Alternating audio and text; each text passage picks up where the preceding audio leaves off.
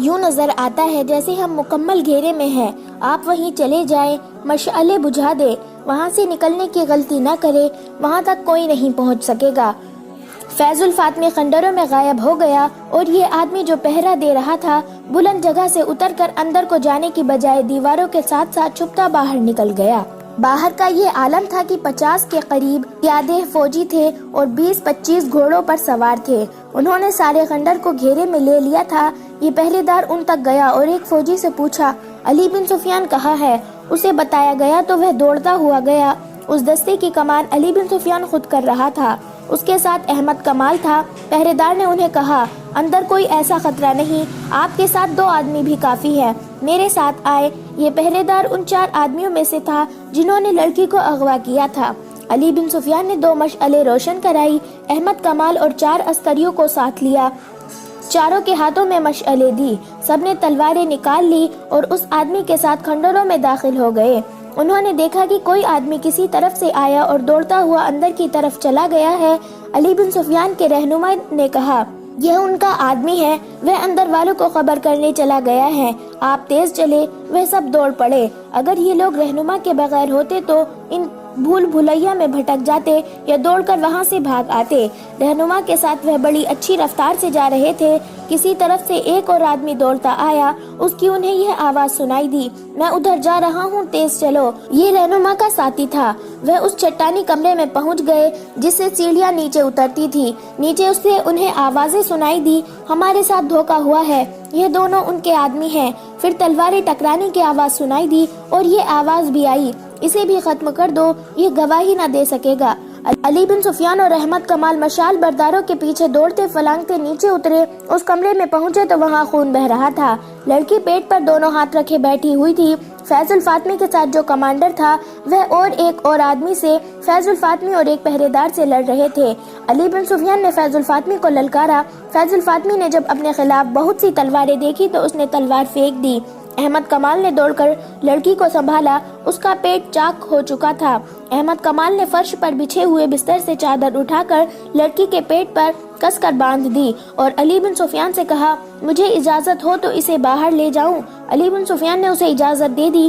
احمد کمال نے لڑکی کو بازو پر اٹھا لیا، وہ سخت تکلیف میں تھی، پھر بھی اس نے مسکرا کر احمد کمال سے کہا، میں نے فرض پورا کر دیا ہے، تمہارے مجرم پکڑوا دیے ہیں۔ فیض الفاطمی اور لڑکی کو اغوا کرنے والے 4 میں سے 2 آدمیوں کو گرفتار کر لیا گیا۔ باقی 2 آدمی اور ایک کمانڈر جو فیض الفاطمی کے ساتھ تھے علی بن سفیان کے آدمی تھے۔ یہ ایک ڈرامہ تھا جو فیض الفاطمی کو موقع پر گرفتار کرنے کے لیے کھیلا گیا تھا۔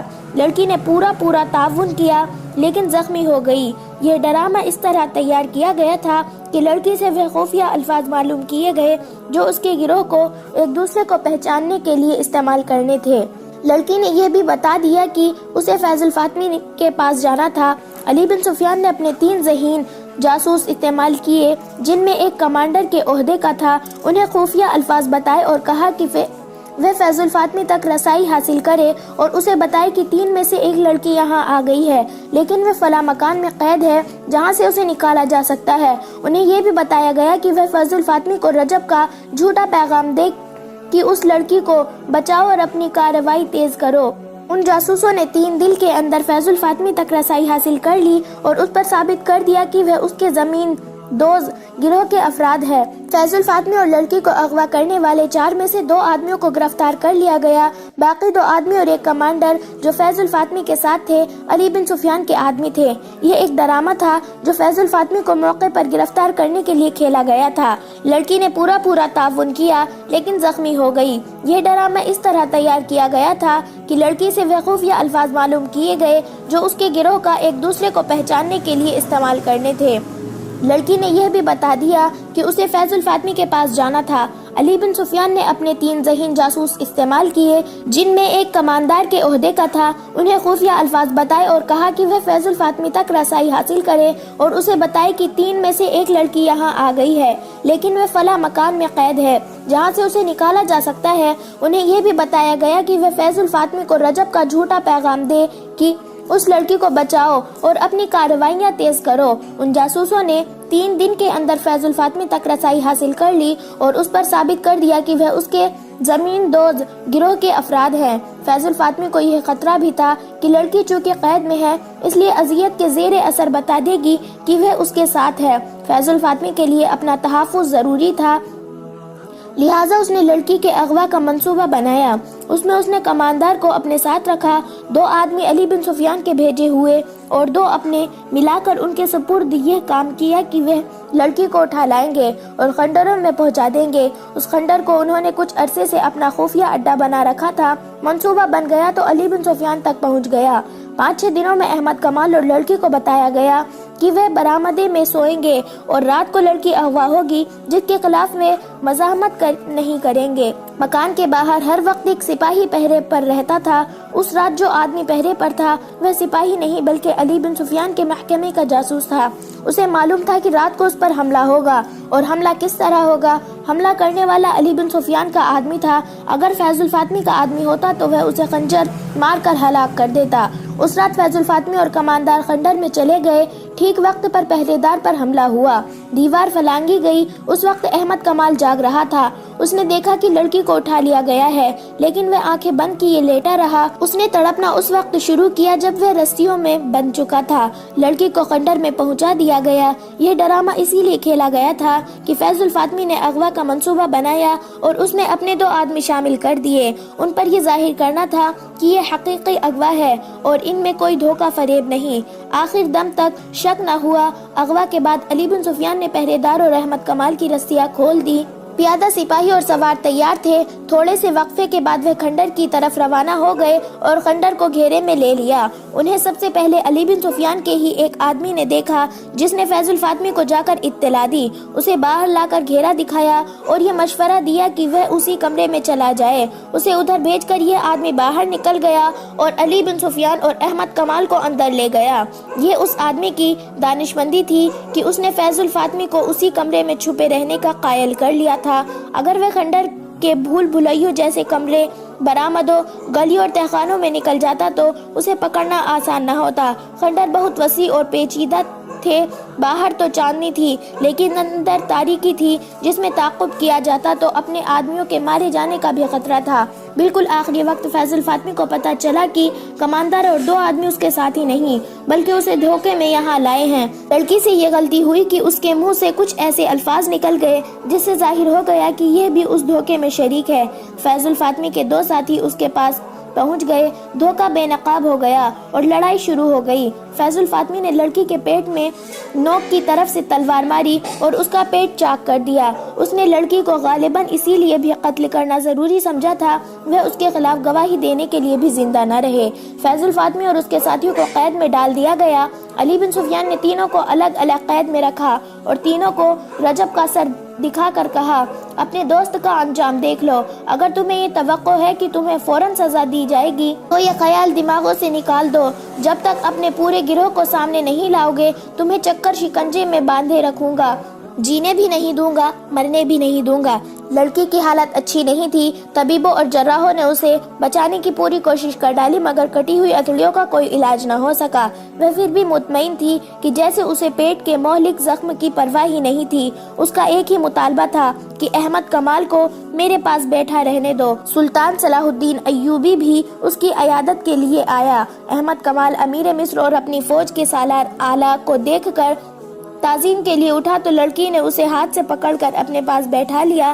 احمد کمال سلطان صلاح الدین ایوبی کی موجودگی میں نہیں بیٹھ سکتا تھا۔ آخر سلطان صلاح الدین ایوبی نے اسے لڑکی کے پاس بیٹھنے کی اجازت دے دی۔ سلطان صلاح الدین ایوبی نے لڑکی کے سر پر ہاتھ پھیرا اور شفقت سے صحت یابی کی دعا کی۔ تیسری رات احمد کمال لڑکی کے سرہانے بیٹھا ہوا تھا۔ لڑکی نے انوکھے سے لہجے میں کہا، احمد تم نے میرے ساتھ شادی کر لی ہے نا؟ میں نے اپنا وعدہ پورا کیا، تم نے اپنا وعدہ پورا کر دیا ہے؟ خدا نے میرے گناہ بخش دیے ہیں۔ اس کی زبان لڑکھڑانے لگی۔ اس نے احمد کمال کا ہاتھ اپنے دونوں ہاتھوں میں مضبوطی سے پکڑ لیا، مگر گرفت فوراً ڈھیلی پڑ گئی۔ احمد کمال نے کلمہ شریف پڑھا اور لڑکی کو خدا کے سپرد کر دیا۔ دوسرے دن سلطان صلاح الدین ایوبی کے حکم کے مطابق لڑکی کو مسلمانوں کے قبرستان میں دفن کر دیا گیا۔ فیض الفاطمی نے اور اس کے ساتھیوں نے صرف 2 دن اذیتیں سہی اور اپنے گروہ کی نشاندہی کر دی۔ ان لوگوں کو بھی پکڑا گیا۔ مراکشی مورخ اسد الاسدی نے سلطان صلاح الدین ایوبی کے وقت کے ایک کاتب کے حوالے سے لکھا ہے کہ سلطان صلاح الدین ایوبی نے جب فیض الفاطمی کی سزائے موت پر دستخط کیے تو سلطان صلاح الدین ایوبی زاروں قطار رونے لگا تھا۔ یہ واقعہ 1171 عیسوی کا ہے۔ قاہرہ میں ایک مسجد تھی جو اتنی بڑی نہیں تھی کہ لوگ وہاں جمعے کی نماز پڑھتے اور اتنی چھوٹی بھی نہیں تھی کہ نمازیوں کی کمی ہوتی۔ یہ قاہرہ کے اس علاقے میں تھی جو شہر کا قریبی مضافات یا شہر کے باہر کا علاقہ تھا، جہاں درمیانہ اور اس سے کم درجے کے لوگ رہتے تھے۔ مذہب کا احترام انہی لوگوں کے دل میں رہ گیا تھا، مگر ان کی بدنصیبی یہ تھی کہ تعلیم سے بے بہرا تھے، جذباتی استدلال اور دلکش الفاظ سے فوراً متاثر ہوتے اور انہیں قبول کر لیتے تھے۔ سلطان صلاح الدین ایوبی نے مصر میں آ کر جو نئی فوج تیار کی تھی، اس میں ان کنبوں کے افراد زیادہ بھرتی ہوئے تھے، جس کی 2 وجوہات تھی۔ ایک تو یہ ذریعہ معاش تھا۔ سلطان صلاح الدین ایوبی نے فوج کی تنخواہ میں کشش پیدا کی تھی اور متعدد سہولتیں بھی تھی۔ دوسری وجہ یہ کہ یہ لوگ جہاد کو فرض سمجھتے تھے۔ وہ اسلام کے نام پر جان اور مال قربان کرنے کو تیار رہتے تھے۔ اس دور میں اس جذبے کی شدید ضرورت تھی۔ سرکاری طور پر انہیں بتایا گیا کہ صلیبی دنیا عالم اسلام کا نام و نشان مٹانے کے لیے اپنے تمام تر ذرائع اور ہر طرح کے ہتھ کنڈے استعمال کر رہی ہے۔ 6-7 مہینوں سے یہ گمنام سی مسجد مشہور ہو گئی تھی۔ یہ شہرت نئے پیش امام کی بدولت تھی، جو عشاء کی نماز کے بعد درس دیا کرتا تھا۔ پہلا پیش امام صرف 3 روز ایسی بیماری سے بیمار ہو کر مر گیا تھا جسے کوئی حکیم اور سیانہ سمجھ نہیں سکا۔ وہ پیٹ کے درد اور آنتوں کی سوزش کی شکایت کرتا تھا، اسی روگ سے مر گیا۔ وہ عام سا ایک مولوی تھا جو صرف نماز با جماعت پڑھاتا تھا۔ اس کی وفات کے اگلے ہی دن ایک آدمی نے امامت کی پیشکش کی۔ لوگوں نے اسے قبول کر لیا۔ وہ کہیں جھوپڑے میں رہتا تھا۔ اس کی 2 بیویاں تھیں۔ اس نے لوگوں کو بتایا کہ وہ علم کا شیدائی اور مذہب کے سمندر کا غوطہ خور ہے۔ وہ خاطر و مدارات کا اور لوگوں سے نذرانے وصول کرنے کا قائل نہیں تھا۔ اس کی ضرورت صرف یہ تھی کہ اسے کشادہ اور اچھا مکان مل جائے جہاں وہ 2 بیویوں کے ساتھ عزت سے اور پردے میں رہ سکے۔ لوگوں نے مسجد کے قریب ہی اسے ایک مکان خالی کرا دیا جس کے کئی ایک کمرے تھے۔ لوگوں نے دیکھا کہ وہ دونوں بیویوں کے ساتھ اس مکان میں آیا۔ بیویاں سیاہ برقعے میں مستور تھی، ان کے ہاتھ بھی نظر نہیں آتے تھے، پاپوش تک چھپے ہوئے تھے۔ اسے لوگوں نے ضروری سامان وغیرہ دے کر آباد کر دیا۔ لوگ ایک تو اس کی ظاہری شخصیت سے متاثر ہوئے، لیکن جس جادو نے انہیں اس کا گرویدہ کیا وہ اس کی آواز کا جادو تھا۔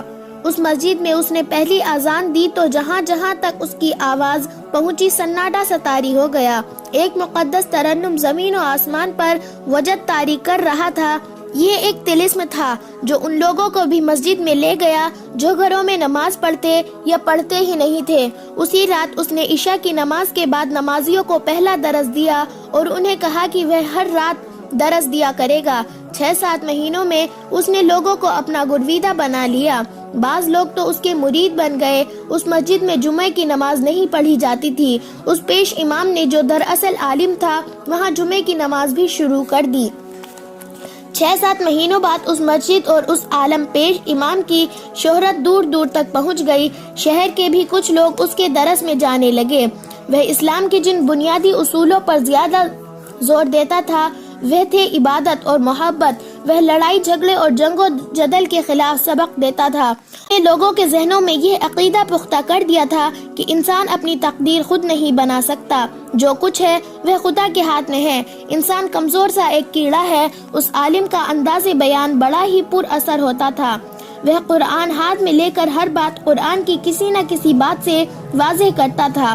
سلطان صلاح الدین ایوبی کی وہ بے حد تعریف کیا کرتا اور اکثر کہا کرتا تھا کہ یہ مصر کی خوش بختی ہے کہ اس ملک کی عمارت اسلام کے ایسے شیدائی کے ہاتھ میں ہے۔ اس نے جہاد کا فلسفہ اور مفہوم بھی پیش کیا تھا جو لوگوں کے لیے نیا تھا، لیکن انہوں نے بلا حیل و حجت اسے تسلیم کر لیا۔ ایک رات عشاء کی نماز کے بعد وہ اپنا درس شروع کرنے لگا تو ایک آدمی نے اٹھ کر عرض کیا، عالم علی مقام، خدا آپ کے علم کی روشنی جنات تک اور اس مخلوق تک بھی پہنچائے جو ہمیں نظر نہیں آتی۔ میں اپنے 8 دوستوں کے ساتھ بہت دور سے آیا ہوں۔ ہم آپ کے علم کی شہرت سن کر آئے ہیں۔ اگر گستاخی نہ ہو اور عالم علی مقام کی غفی کا باعث نہ بنے تو ہمیں جہاد کے متعلق کچھ بتائیں۔ ہم شک میں ہیں۔ لوگوں نے بتایا ہے کہ ہمیں جہاد کا مطلب غلط بتایا جاتا رہا ہے۔ 7-8 آوازیں سنائی دی، ہم نے یہ درس نہیں سنا تھا۔ ایک نے کہا، یہ وقت کی آواز ہے جو ہمارے کانوں میں بگاڑ کر ڈالی گئی ہے، ہم صحیح بات سننا چاہتے ہیں۔ عالم نے کہا، یہ قرآن کی آواز ہے جسے کوئی نہیں بگاڑ سکتا۔ میرا فرض ہے کہ صحیح آواز کو 1000 بار دہراؤں تاکہ یہ ہر ایک کان میں پہنچ جائے۔ جہاد کا مطلب یہ نہیں کہ دوسروں کی زمین پر قبضہ کرنے کے لیے ان کی گردنیں کاٹو۔ جہاد کا مطلب قتل و غارت نہیں، خون خرابہ نہیں۔ اس نے قرآن سے ایک آیت پڑھی اور اس کی تفسیر یوں بیان کی، یہ علم میرا نہیں، یہ فرمان خداوندی ہے کہ تم بدی اور گناہ کے خلاف لڑتے ہو تو اسے جہاد کہتے ہیں جو ہم سب پر فرض کر دیا گیا ہے۔ کیا تم نے نہیں سنا کہ اسلام تلوار کے زور سے نہیں، پیار کے زور سے پھیلا ہے۔ جہاد کی شکل بعد میں آ کر بگڑی ہے اور یہ انہوں نے بگاڑی ہے جو بادشاہی کے دل دادا ہیں۔ عیسائی بھی دوسروں کے ملکوں کو اپنی سلطنت بنانے کے لیے جنگ و جدل کو مقدس جنگ کہتے ہیں، اور مسلمان بھی اسی ارادے سے قتل و غارت کو جہاد کہتے ہیں۔ یہ صرف حکومتیں اور بادشاہیاں قائم کرنے کے ڈھنگ ہیں۔ لوگوں کو مذہب کے نام پر بھڑکا کر لڑایا جاتا ہے اور اس طرح بادشاہیوں کی بنیادیں مضبوط کی جاتی ہے۔ اس آدمی نے پوچھا جس نے جہاد کا صحیح مطلب سمجھنا چاہا تھا، تو کیا امیر مصر سلطان صلاح الدین ایوبی ہمیں گمراہ کر کے لڑا رہا ہے؟ عالم نے جواب دیا، نہیں، سلطان صلاح الدین ایوبی پر اللہ کی رحمت ہو، اسے بڑوں نے جو بتایا ہے وہ سچے مسلمان کی حیثیت سے پوری نیک نیتی سے اس پر عمل کر رہا ہے۔ اس کے دل میں عیسائیوں کی نفرت ڈالی گئی ہے، وہ اس کے مطابق عمل کر رہا ہے۔ ذرا غور کرو کہ عیسائی اور مسلمان میں کیا فرق ہے۔ دونوں کا نبی مشترک ہے، آگے آ کر ذرا اختلاف پیدا ہو گیا ہے۔ حضرت عیسیٰ محبت اور امن کا پیغام لائے تھے، ہمارے رسول صلی اللہ علیہ وسلم بھی محبت کا پیغام دے گئے ہیں۔ پھر تلوار اور ذرہ برکت کہاں سے آ گئی؟ یہ ان لوگوں کی لائی ہوئی چیزیں ہیں جو خدا کی اتنی پیاری زمین پر، جس پر صرف اسی کی ذاتی گرامی کی حکمرانی ہے، وہ اپنی حکومت قائم کرتے اور خدا کے بندوں کو اپنا غلام بناتے ہیں۔ میں امیر مصر کے دربار میں حاضری دوں گا اور اس کی خدمت اقدس میں جہاد کا صحیح نقطۂ نظر واضح کروں گا۔ امیر مصر سلطان صلاح الدین ایوبی نے صحیح جہاد شروع کر رکھا ہے جو جہالت اور بے عملی کے خلاف ہے۔ اس نے خطبے سے خلیفہ کا نام نکال کر بہت بڑا جہاد کیا ہے۔ اس نے مدرسے کھول کر بھی جہاد کیا ہے، لیکن مدرسوں میں یہ خرابی ہے، جہاں مذہب اور معاشرت کی تعلیم دی جاتی ہے وہاں عسکری تربیت بھی دی جاتی ہے۔ بچوں کو خدا کے نام پر غارت گیری کے سبق دیے جاتے ہیں، انہیں تیغ زنی اور تیر اندازی بھی سکھائی جاتی ہے۔ جب تم اپنے بچوں کے ہاتھوں میں تلوار اور تیر کمان دو گے تو انہیں یہ بھی بتاؤ گے کہ ان سے وہ کسے ہلاک کریں۔ ظاہر ہے کہ تم انہیں کچھ انسان دکھاؤ گے اور کہو گے کہ وہ تمہارے دشمن ہیں، انہیں ہلاک کرو۔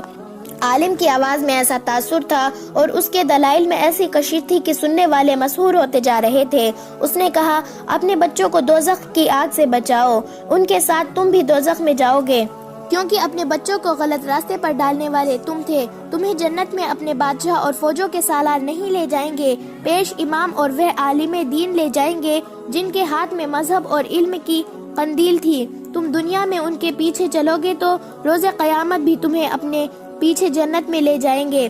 روز قیامت جس کے ہاتھ انسان کے خون سے لال ہوں گے، اسی روز عمر کے اچھے اعمال اور ساری عمر کے نمازوں کے باوجود دوزخ میں ڈال دیا جائے گا۔ ایک نقطہ اور سمجھ لو، تم زکوٰۃ بیت المال کو دیتے ہو۔ بیت المال حاکم وقت کا ہوتا ہے، زکوٰۃ غریبوں اور ناداروں کا حق ہے۔